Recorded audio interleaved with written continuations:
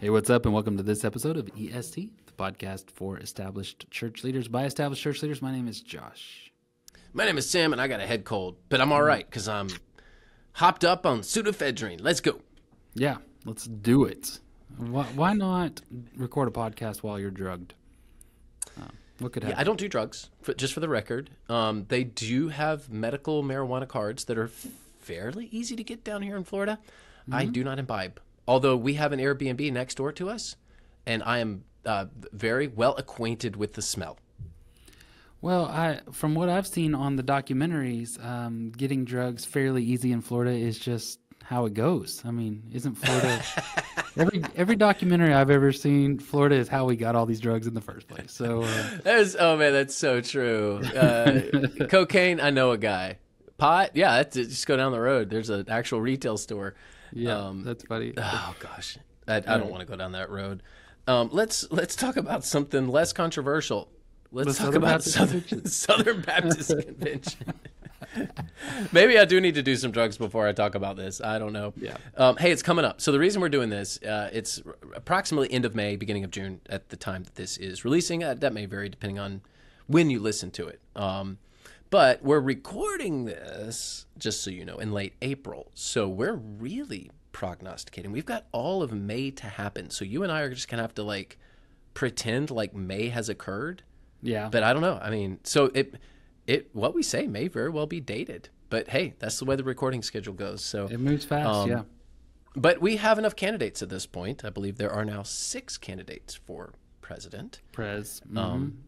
And why are we talking about this? Well, we'll get to that here in just a moment, but I certainly want to thank our sponsor, Church Teams. Hey, we love church teams. We want you to love church teams as well. They have incredible service. They have best-in-class features. And they can pretty much do it all when it comes to church management software.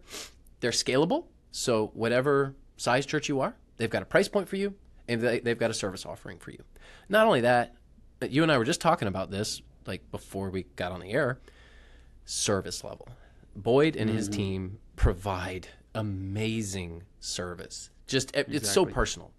They care about the church. They love the local church. And I know they'll love your church, and they will help you out a ton. So go to get that offer at est.church.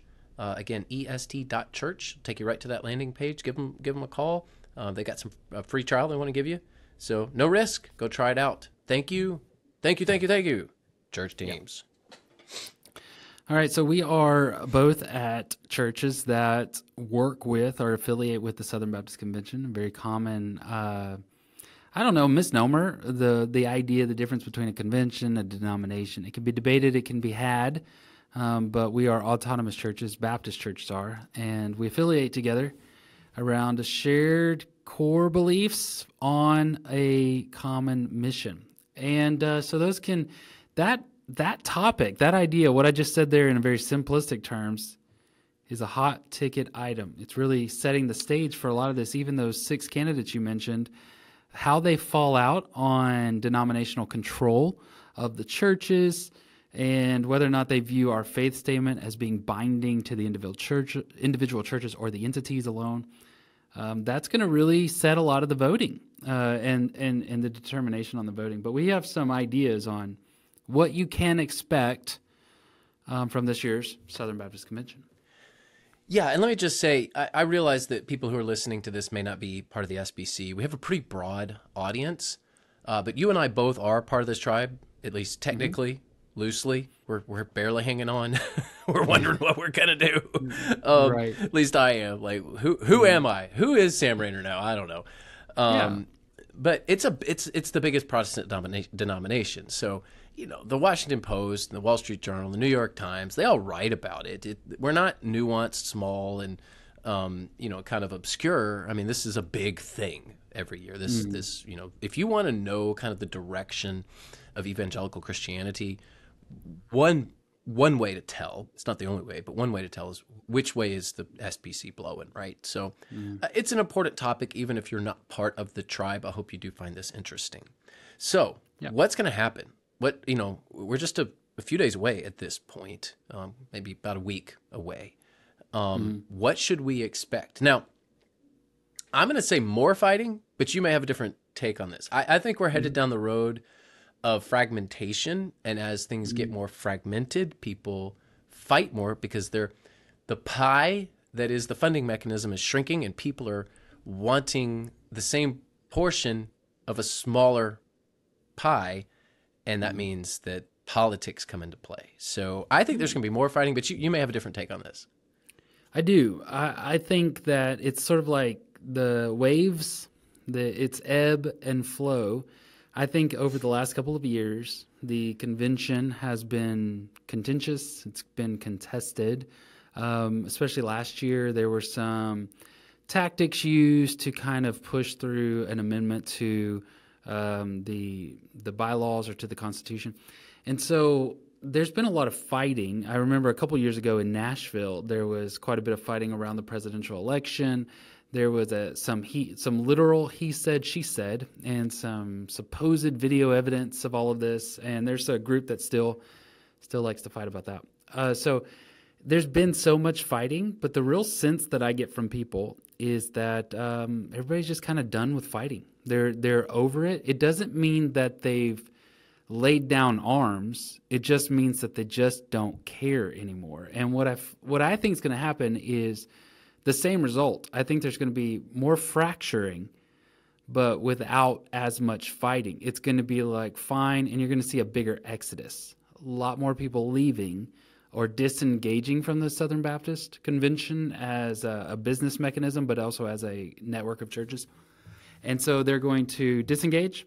That pie will get smaller. Then I think you'll see another surge of fighting, because the way it looks to me is that there's a sort of a fundamentalist or a legalist movement happening in the convention.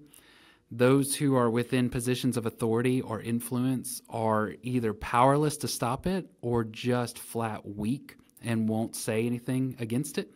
And so as it continues to surge, that group will remain. Those who are more centrist and more missions-oriented instead of conflict-oriented, they'll disengage. And then when you have nothing left but fighters fight fighters. So that's what's about to kind of happen over the next decade or so. Yeah, let me speak into something that is a bit nuanced, but I think it's important. And I think there will be more fighting at this year's convention, but you could be right. I mean, your thesis is we're just going to see a temporary lull, and it's going to come back. Right. So, I mean, I could go along with that, and you very well may be right, where people are just like, I just don't care anymore. I'm just disengaging. May not leave the convention. I'm just disengaging, and my church is just going to continue to drop its support of the cooperative program and different things. And I think that is a lot of people. I think that's a whole lot of people. But I want to speak to something that I've seen a little bit on social media. I've seen it talked about in leadership circles, and I don't quite understand why people are so willfully ignorant. And it's probably because they want power or money and they're choosing to do this. But there's this idea that we don't have systemic problems, that the SBC doesn't have systems. And I don't know if you've seen that. Like, there's no systemic problem with sexual abuse. There's no problem with our systems. We don't even have systems because we're just a group of autonomous churches. And I'm like, that doesn't even make sense. Because this group of autonomous churches doesn't pick seminary professors. This group of autonomous churches doesn't they're not the operations arm of the executive committee deciding where monies go. This group of autonomous churches isn't hiring state convention workers. Like, there are systems all over the SBC. We have massive institutions with a significant amount of systems in place. That's how everything runs. And so to say, well, we don't have systems, we don't have a system, we don't have a systemic problem of anything in the SBC because we don't have systems. I don't get that. It's terribly ignorant. And if you're up for a leadership position and you think that, I mean, it's like you don't know leadership either. These group of autonomous churches, all that they do is fund the system. That there's a funding mechanism that funds the system. And it is a massive system. So I just want to speak to that because you're going to hear some of that. We don't, we can't do much because we're just a group of autonomous churches and there's really no systems to be had. And Yeah. it's wrong. It's just flat. It's Mhm. just factually wrong. If you have systems, you can by design have systemic problems, and those must be dealt Yeah. with at the institutional level. Just because the church is Mhm. autonomous doesn't mean we don't have systems. You still do, and the churches just happen to be funding those systems. Yeah, I mean, you hear it. You definitely hear it that there's not a systemic problem. What's so frustrating is with things like sexual abuse cover up. I get that the organization, the convention, can do very little to actually stop sexual abuse within the churches, but there is systemic cover up. It's just been evidence of it, and people climbing ladders while turning the other eye or turning the other a blind eye. They'll say that. You hear groups say that we don't have systemic problems when it comes to sexual abuse, but then and the churches are autonomous. But then at the same time, for a much smaller number of churches that disagree on a theological interpretation, specifically this year's little battle is females with the title pastor. That is something that the entire group needs to get together and run out. And it's like you can make these kind of systemic changes by adjusting the Constitution, but the other ones we don't have a problem with. And so I don't really understand the emphasis on minors and the ignoring of the majors, but that seems to be what's happening with this group that, in my opinion, wants to just wrestle control. If we can hunt down women pastors, we can hunt down predators. That's kind of what you would think, but there's a group that says because we're autonomous. And so they're taking away. It's funny. Yeah. And so they're taking away autonomy of how you title your staff. Like, that's a big issue right now. And I just find that so goofy. Like, that's the major issue that we're going to fight over, how different churches title their staff. So okay, so there's going to be more or less fighting. I say there's going to be less because there's just a general feeling of disengagement at this point. Like, same old, I just don't want to fight anymore. I think that will lead to more fighting. So what's the second one? Well, I think more fragmentation. I think you're going to see more and more groups form for various reasons. And you're going to see tribes, there's going to be a multiplicity of tribes in the SBC, frankly, because we don't have much leadership giving us direction right now. Now, maybe that changes. Maybe we get more leadership in the coming years. That's certainly possible. I certainly hope so. But if we don't have, there is a major power vacuum in the SBC right now, which is why you see so many people running for president. Why are there so many? Well, there's a gigantic power vacuum, and that void is being filled. Now, it's upon the messengers to elect whoever they want to elect. And, the purpose of this episode is not to talk about which people to vote for. It's not really what I want to do, because we want to talk about kind of the whole of the entity. But the reason that we're seeing fragmentation even at the presidency level, right? Like, bunches of people are running. Why? Well, because we don't have strong leadership that's giving us good direction right now. And that power vacuum gets filled. Yeah, I mean, so we've gone through different sort of settings, and there used to be this time frame where it was just sort of expected. There was a group of very influential pastors who became the next presidents, and that was used in the fundamentalist takeover / conservative resurgence, whatever you want to call it. That has fractured. We don't have the same sort of trust for just massive megachurch pastors. At the same time, we keep electing them.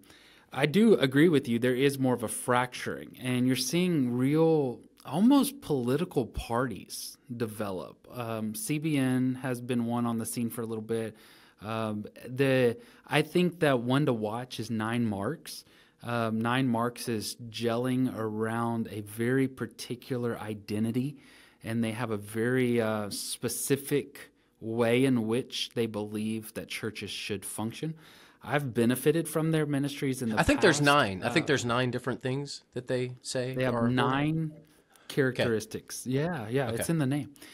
So some of those I've benefited from. I like I like very systematized ways of considering things. So I found that helpful early on in my ministry. However, from just my outside observation, I'm seeing some gelling around particular interpretations, and it's not even just the interpretation of the theology; it's the way that church has to be done, and it's strong. That group is very strong, and they have a very particular leader. I think Southeastern Seminary is another one, more so from its graduates, but also its regional play. I think those are the three strongest, what you might call political parties. Those associated with Southeastern Seminary, Nine Marks, and the CBN. In the past, the seminaries were So sort of our missional, tribal kind of identity. ecclesiological, and fundamental. Those are the three categories. There's the I missional think group, so. there's the ecclesiological group, and then there's the fundamental group. I think that's a way to look at it. Yeah, for sure.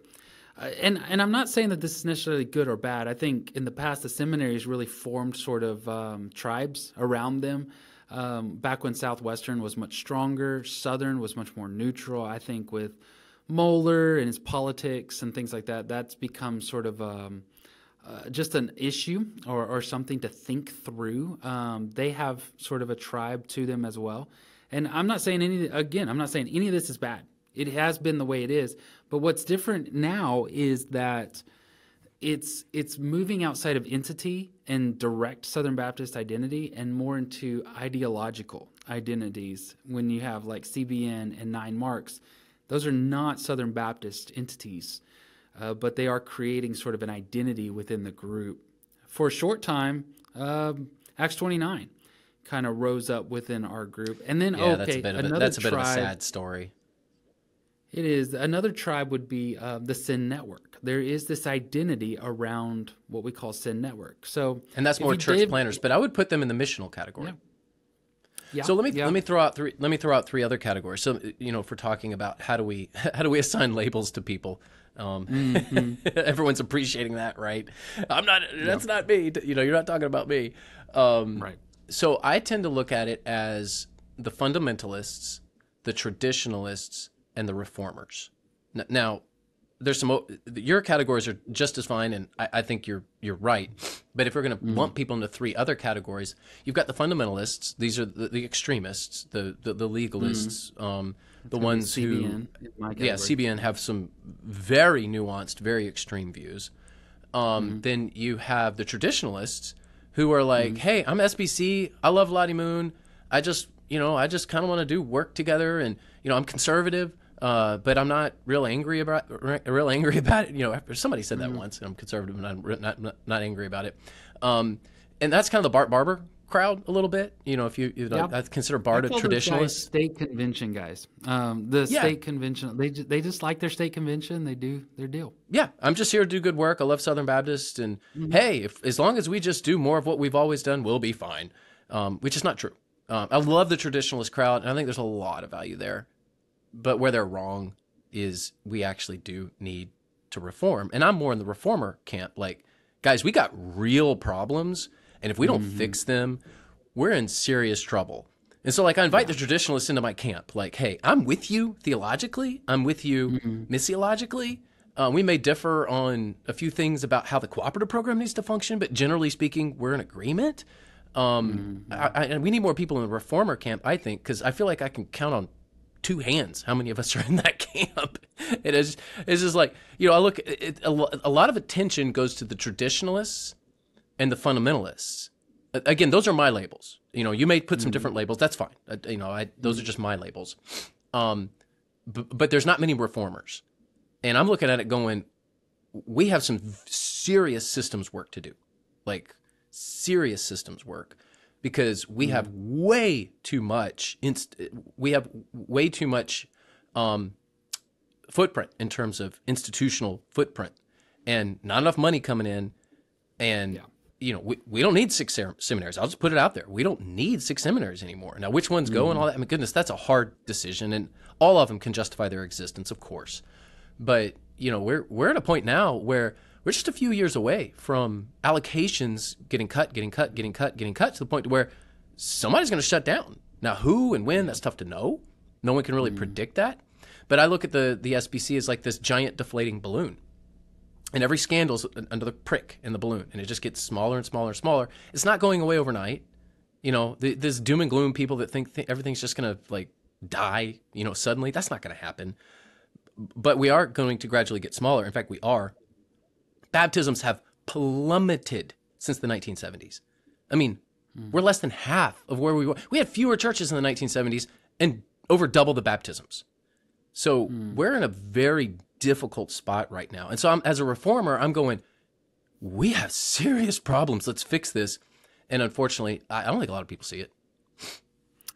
I think that the reformers are the ones that are going to bail first. It just gets so frustrating. You can't move this thing. It is designed to benefit those that it is benefiting, and those who are in those positions don't want it to change. So the reformers are the ones that get so frustrated, and then I'm just speaking from the conversations I'm having, and the conversations I'm having with people, they're telling me, look, I just don't care anymore. It's much more baggage than it is beneficial. And so there are people that say, well, what about the missionaries? Well, what about the planters? What about the seminaries and disaster relief? And the reality is what we're discovering is that you can do all of that outside of the weight, the system, and the baggage that is happening with the Southern Baptist Convention. The Great Commission was being fulfilled long before the Southern Baptist Convention, and if the Southern Baptist Convention falls, the Great Commission will go on toward fulfillment.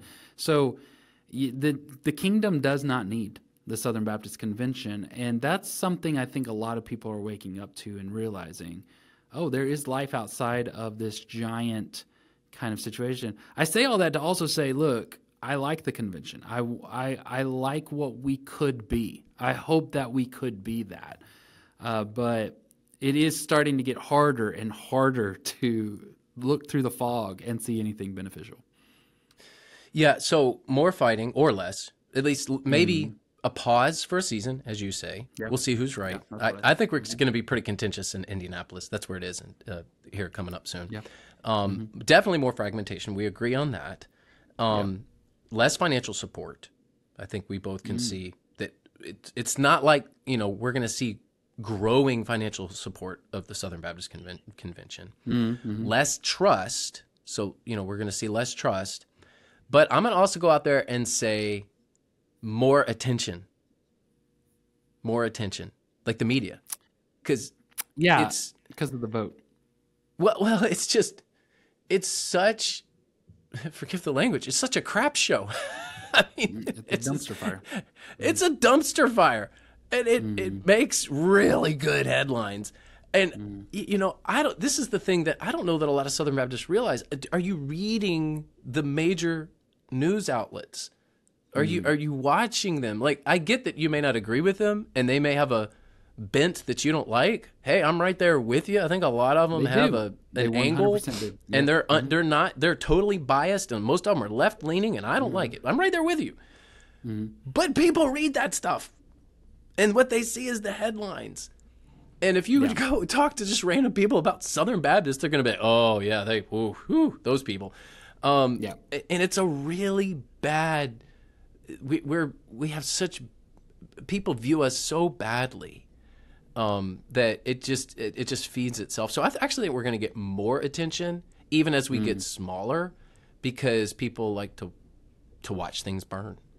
Yeah, I think the headlines are going to read that if what we call the law amendment passes, that largest evangelical or second largest evangelical denomination has removed females from leadership. It'll read something along those lines. That's not generous. That's not exactly true. But if it does pass, that's what's going to happen. Now, I think, Southern Baptists cut women pastors. It'll say something like that. And so, never mind the fact that the Southern Baptists are the second largest disaster relief organization, we do so much good. The good never, because we just keep giving them headlines. We keep giving them things because we're fighting about something minor instead of issuing on the majors. So, hey, listen. So in the last few seconds here, do or die, law amendment, does it pass or does it fail? I'm against the law amendment, just so our listeners will know. I'm very theologically conservative. I just think it's unnecessary. But I think it passes. You think so? I I do, go back and yeah. forth. I really felt like it wasn't going to pass, but because I'm hearing so much disinterest, so many people that used to go are not going to the convention, I kind of think it passes due to a lack of care. That's why I think it passes. All right. We've got just short of 700 candidates for president. What's your call on who wins that? Oh my goodness. I really don't know, but if I have to guess, I'm going to go with Clint Presley. Okay. I'm going to go with Bruce. I want to go with Bruce, but see, that's a conflict to my law amendment feelings because those who would vote down the law amendment would vote for Bruce. I could see Clint winning. He somehow appeals to both the traditionalist that you mentioned there, but he also appeals to the legalist in a lot of ways, or the fundamentalist, how you called him. He is not very appealing to reformers. I can say that. But, yeah, I think that Clint or Bruce would be really probably my choices there. I could see Allen jumping in there if I'm right and there's a large lack of care to go to Indianapolis and to keep fighting, all this kind of stuff. What will show up are what you would call the David Allen / Paige Patterson supporters, which a vote for Allen is a vote for Paige Patterson. So that, I think, is going to be clearly who votes for that side. Yeah. Any other predictions you want to put out there on the table? Any idea about resolutions that may get passed? That's always like a total unknown, but I don't know of any resolutions. I think attendance is going to be lower than expected. I'm really from a position of thinking there's just a lack of care anymore. So I think the last several years it's been really kind of peaking. I think it'll be less than. Now, Indianapolis is not as appealing of a city to people as California was, Nashville was. And then, of course, New Orleans is just easier to get to for the majority of the convention. And then I think next year's Dallas, and I think it'll tick back up as far as attendance just because Dallas is just an amazing city and people love coming here. No, the Dallas convention in 2025 will definitely be larger than the Indianapolis convention. But as someone who has lived in Indianapolis, I've lived in Indiana 3 different times. Indy is a wonderful city. The convention is, like the convention hall area is awesome there. There's a reason it's in Indianapolis. So if you're like gonna make a last minute decision, if you're Southern Baptist and you want to go, you should go. It's actually Indianapolis in the summer is great. I'll cool. Little props to all my Hoosier friends out there because it's a great state and Indy's a great city.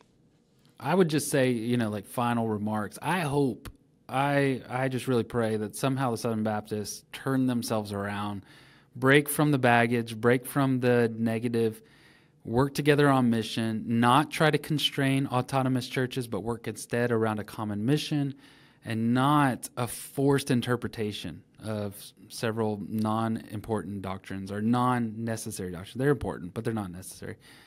That's what I hope for. It's getting harder and harder to see some sort of path towards that, but I'm hoping for it. Yeah, over the next few years, I think the balloon continues to deflate. I think more people bail. I think, though we may get more attention, we will have decreasing influence in the culture as well.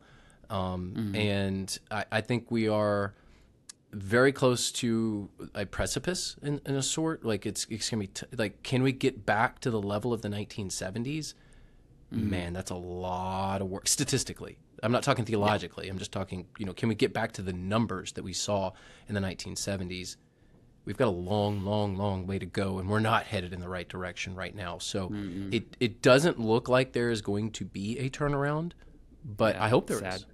Yeah, I don't. It's a sad thing. I don't relish this decline. I wish I had a different story to tell. I just have to be real about what's truly happening. So there you go. All right. So we'll be around in Indianapolis. 2024 Southern Baptist Convention. If you happen to be there and you want to be friendly, come shake our hand. If you want to be ugly, hey, you can come shake our hand too. It's okay. You can have it. This is the great thing about being Baptist. Yeah. You can have a difference of opinion. You can even interpret the Bible differently. And I'm okay with you. I really am. Yeah, you can be different and still work together on mission right up until the law amendment passes. Then you got to go. So, and we got to go. That's all the time we have for today. So, time to sign off. Yeah. Hey, let's do it. Hey, thank you, church teams. Go to est.church to get that free offer from them. And give us a rate, review, subscribe, whatever you got to do. Give us a thumbs up on the YouTubes. And, hey, we're off to Indianapolis. We'll see you there. See ya.